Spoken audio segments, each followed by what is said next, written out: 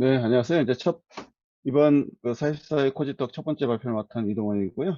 제가 이번에 발표하고 싶은 내용은 그 MSA 이지를 활용한 퀵한 마이크로 서비스 아키텍처 도입 방안 소개해서, 제가 이제 이 주제를 생각하게 된 이유는 제가 이제, 계속 프리랜서로 레드 그 공인 강사로 활동을 하다가, 이제 강사 활동을 또 많이 주로 하다 보니 이제 실무 쪽에 이제 이렇게 갭이 생겨서 이제 실무 쪽도 좀 많이 해야 되겠다. 그리고 또 이제 마침 또 코로나로 인해서 제가 해외에서 이제 주로 강의를 해 왔었는데 이제 해외를 아예 못 나가게 되다 보니까 이제 국내에서 뭐라도 해야 될 것 같고 그래서 국내에서는 뭐 별로 강의는 하고 싶지는 않더라고요. 그래서 작년에는 제가 이제 비트컴퓨터 쪽에서 한 1년 정도 프로젝트를 하고 올해는 이제 제가 그 라이나 생명 쪽에서 이제 마이크로 서비스 기반으로 이제 애플리케이션을 개발하고 그걸 다시 마이크로소프트 애저에 이제 올려서 서비스를 하고 싶다라고 하는 어떤 그런 프로젝트가 있어가지고 이제 새로운 이제 헬스케어 앱을 이제 개발하는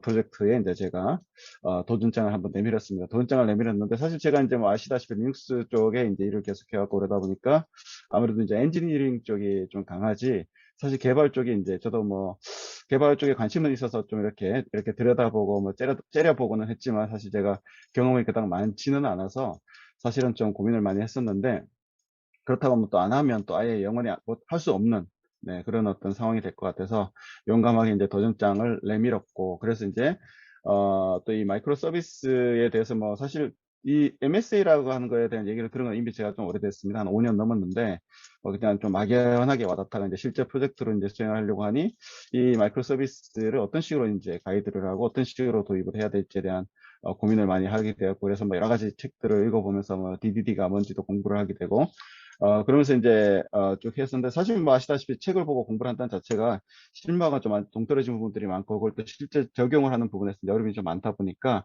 실제 적용을 어떻게 할 것인가를 놓고 고민을 하다가 처음에 이제 제이히스트라고 하는 이제 그 뭐라고 해야 될까요? 솔루션 아니면은 뭐 툴? 뭐 그걸 이용을 해서 이제 한번 이제 프로토타이핑을 한번 했다가 그다음에 이제 MSA Easy라고 하는 것을 제가 이제 접하게 되면서 이 MSA Easy를 통해서 이제 마이크로 서비스 아키텍처를 설계하고 구현하고 하는 것들이 너무 이렇게 비주얼하게 이루어지고 또 너무 정말 편한 건 아니지만 여하튼 편리하게 또 온라인 도구여서 너무 제가 좀 이렇게 많은 도움을 받았고 그래서 이제 제가 그게 이제 저한테 모티브가 되어서 이제 이번 발표 때 혹시 이제 개발자로 계시고 특히나 이제 또 앞으로 이제 진행하시게 될 프로젝트들이 또 이 마이크로 서비스 기반으로 진행될 계획이 있으시다라고 하시는 분들에게는 좀 이렇게 많은 도움을 드릴 수 있는 그런 솔루션 혹은 이제 개발 환경이 될 것 같아서 제가 한번 이제 이 주제를 한번 잡아봤습니다. 그러면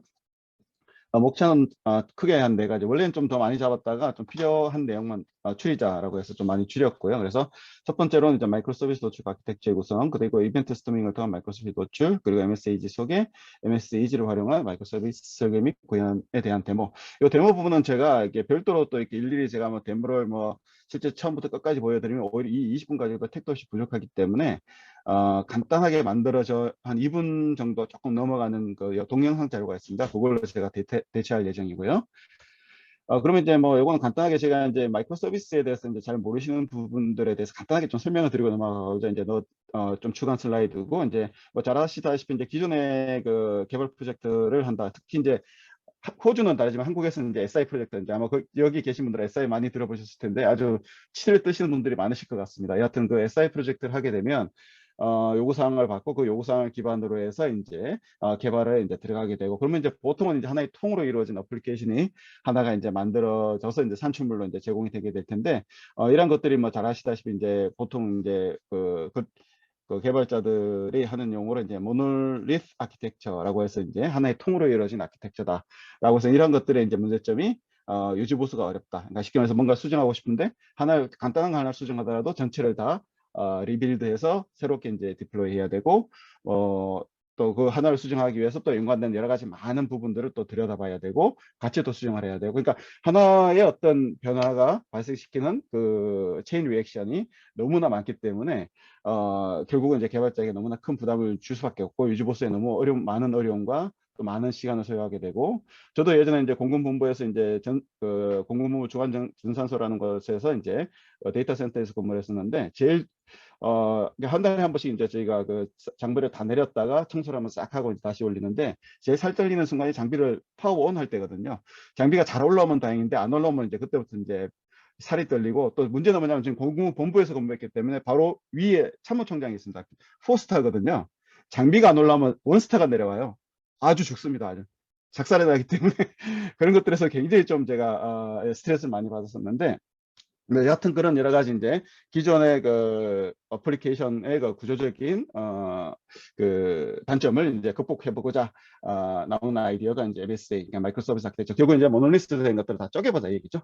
그래서 그 쪼개는 데서 중요한 부분은 이제 모듈들 그 모듈 개별 모듈들이 기능적으로 이제 굉장히 응집되어 있어야 되고, 그다음에 그 모듈 간에는 또 의존성을 굉장히 낮춰서 루슬리 커플링 되는 아키텍처를 잡아야 된다. 뭐 그런 얘기. 그래서 이제 보면 이제 마이크로 서비스 도출 방법에서 이제 하나의 가장 중요한 건 이거거든요. 장애를 격리시켜야 된다는 겁니다. 그래서 한 서비스의 장애가 다른 서비스로 전파되지 않으면 이건 정말 잘 설계된 마이크로 서비스다, 아키텍처다, 이렇게 보셔도 될 것 같아요. 그래서 빨간색이 있지만 전체적인 대략의 비즈니스 이해는 유용하지만 서비스 간의 연결 파악이나 이건 좀 아니네. 요거는 제가 좀 다른 거 요거까지 설명드리면 좀 시간이 없을 것 같아서.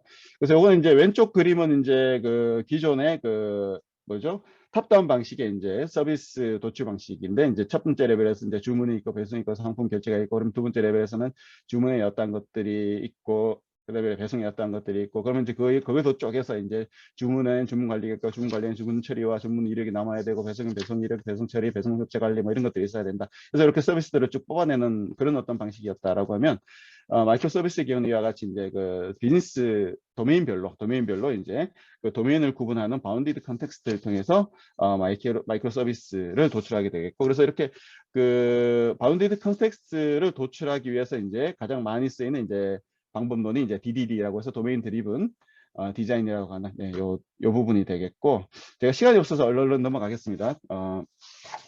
그리고 이제 이 DDD에서 이제 중요한 부분은 이제 이 도메인들을 이제 추출해내는 데 있어서 그게 세 가지 분류로 나누더라. 핵심 서브 도메인과 지원 서브 도메인, 일반 도메인에서 핵심 서브 도메인의 경우에는 특정 그 비즈니스에 있어서 가장 높은 우선순위를 가지는 분야가 되겠고, 또 전략적으로 가장 큰 투자가 이루어지는 분야들을 핵심 서브 도메인을 보시면 되고, 거기에 이제 지원 서브 도메인을 일어나는 핵심 서브 도메인이 서비스 비즈니스를 이어가는 데 있어서의 필요한 여러 다양한 지원들을 해줄 수 있는 도메인을 지원 서버 도메인. 그리고 이제 일반 서버 도메인은 이제 보신 바와 같이 비즈니스 특화된 부분은 아니지만 전체 비즈니스 솔루션에 이제 필요한 부분이고, 그래서 일반 서버 도메인의 경우에 굳이 개발하기보다는 뭐 가능하다면 뭐 기존의 그 상용 제품이나 서드 파티가 있으면 그런 것들을 활용해도 괜찮다. 뭐 그런 식으로 많이 접근을 하고 있습니다.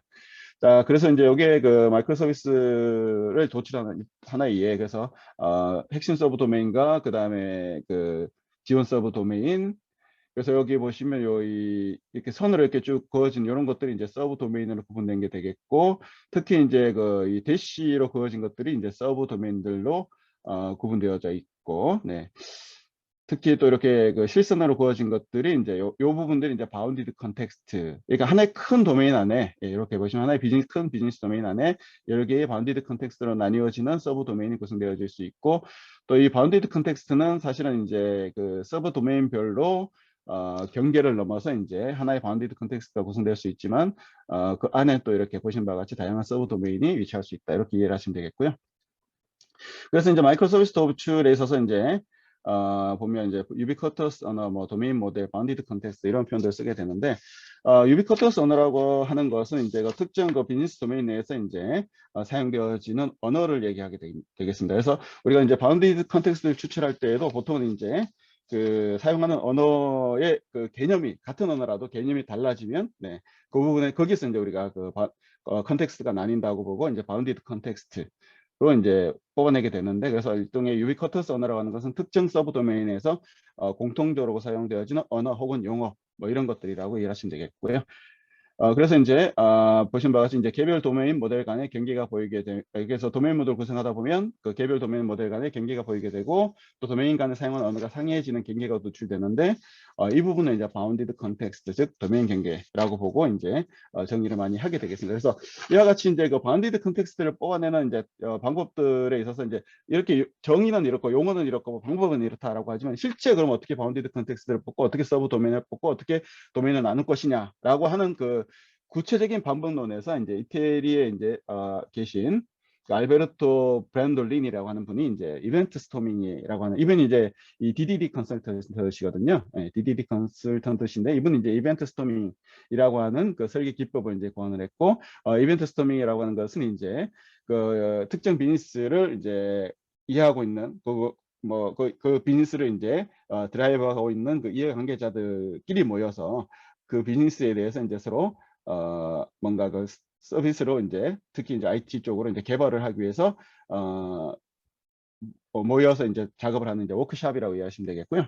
그래서 이제 이벤트 스토밍의 경우에는 보신 것처럼 이제 모든 이해관계자가 모여 서로 가지고 있는 관점을 논의하고 차이점 이해하고 공유할 수 있는 그런 방법이 되고 그래서 이제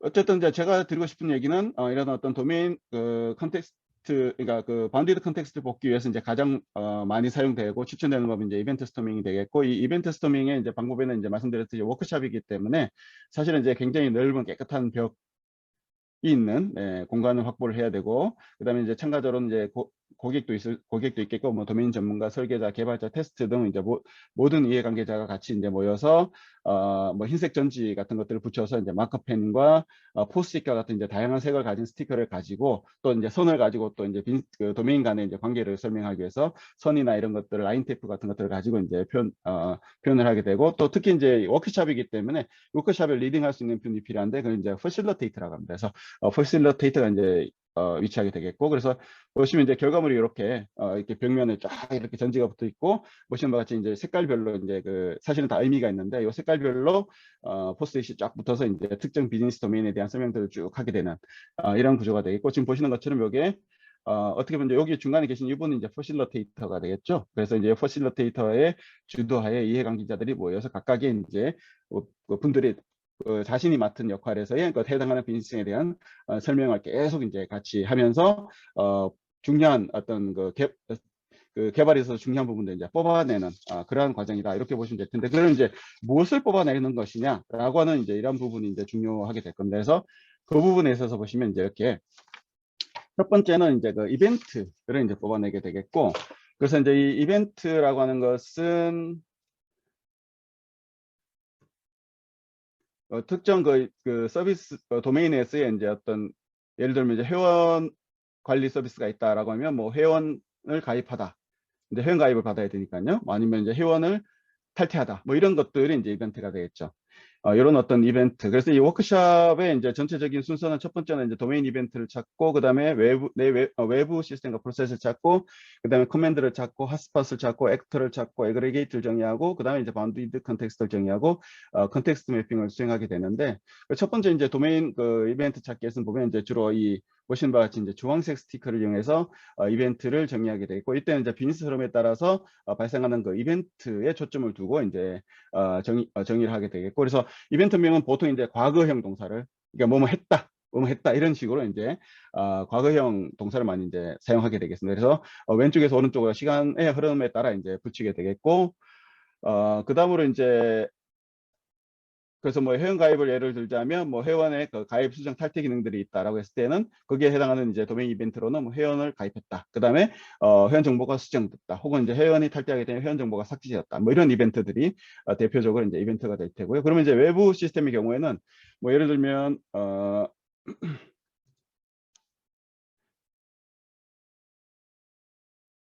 음?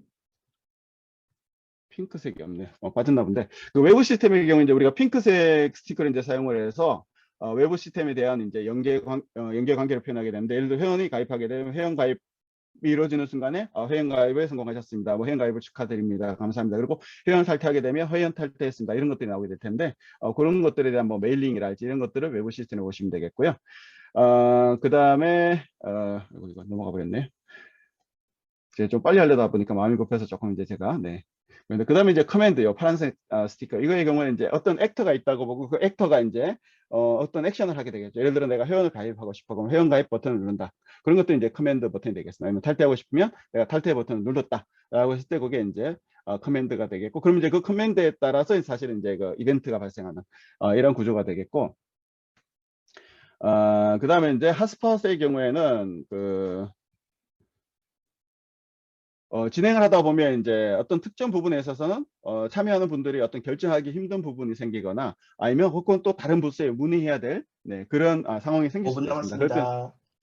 그럴 때 이제 우리가 핫스팟이라고 우리가 핫스팟을 표현하게 되겠고, 네, 얼른 좀 넘어가겠습니다. 그래서 네, 일단 뭐 이런 식으로 이루어지고, 이제 가장 중요한 건 에그리게이션인데, 에그리게이션은 이제 이벤트가 발생하게 되면 발생되는 이벤트에 대한 이제 데이터를 이제 전달하게 되는 뭐 이런 구조들이 될 텐데, 일단 네, 좀 제가 이제 설명드리고자 한 것들은 사실 이런 것들은 이제 이벤트 스토밍이 뭔지에 대해서 제가 좀 설명을 드리기 위해서 말씀드린 부분이고, 그래서 이제 제가 소개드리고 싶은 건 이제 MS Easy라고 하는 솔루션이 있고, 이제 이 MS 이지의 경우에 지금 이 그림에서 보시는 것처럼 이렇게 온라인으로 이벤트 스트리밍을 직접 수행할 수 있는. 그래서 제가 드리고 싶은 얘기는 앞서 이제 말씀드렸던 부분, 실제 오프라인으로 모여서 해야 되지만 오프라인으로 모여서 하기에는 이제 뭐 다 아시다시피 이제 코로나 상황이나 이런 여러 가지 이슈들 때문에 오프라인 모임이 최근에 이제 굉장히 좀 어려운 부분들이 있으니, 이렇게 이제 온라인 도구를 이용해서 이벤트 스트리밍을 하고, 그리고 이제 이게 이벤트 스트리밍을 하게 되면 그냥 이렇게 스티커만 붙이고 끝나는 게 아니라, 여기 이제 코드라는 거 보이시죠? 이 코드를 선택을 하시게 되면 얘가 자동으로 그 이벤트 스트리밍으로 구현된 비즈니스들을 소스 코드로, 마이크로 서비스 아키텍처로 쫙 코드를 떨어뜨려 줍니다. 그러면 이제 그 떨어뜨려진 그 템플릿 소스 코드를 가지고 여러분들이 수정을 하실 수도 있고, 혹은 이걸 다시 이제 그 뭐 쿠버네티스나 다양한 클라우드 환경으로 얹어서 이제 이렇게 보신 바와 같이 이제 디플로이 를 하실 수도 있고, 바로 그러면 이제 여기가 또 이 디플로이를 하기 위한 이제 도커 파일이나 이런 것들을 다 떨어뜨려 주거든요. 또 쿠버네티스에 필요한 다양한 리소스 정의 파일들을 이제 YAML 파일 형태로 떨어뜨려 주기 때문에, 그런 것들을 가지고 직접 또 여러분들이 뭐 GCP가 됐든 애저가 됐든 뭐 온프레미스가 됐든 여러분들이 원하는 환경에 디플로이해서 또 직접 테스트 해볼 수 있는 그런 환경까지 이제 제공하는, 네, 그런 아주 편리한 도구다, 이렇게 이해해 주시면 되겠고요.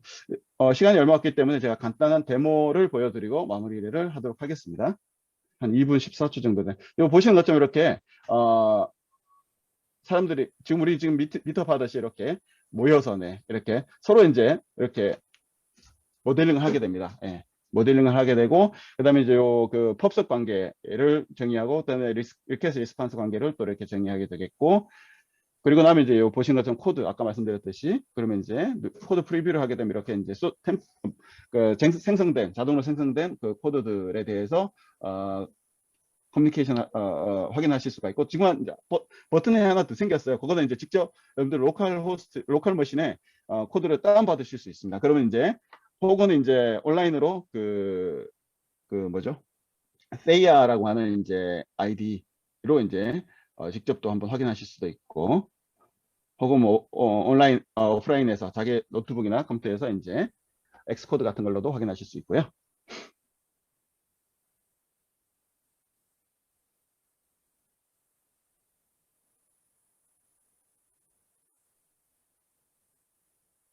네, 지금 보시는 것처럼 이제 온라인 그 아이디 세이아라고 하는 아이디인데요. 뭐 거의 엑스코드하고 거의 동일한 아이디죠.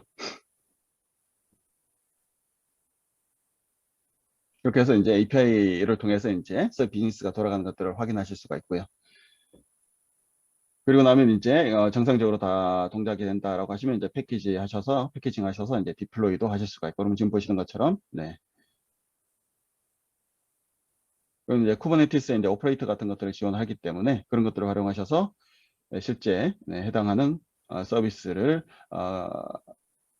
클라우드 기반으로 이제 운영도 하실 수가 있고,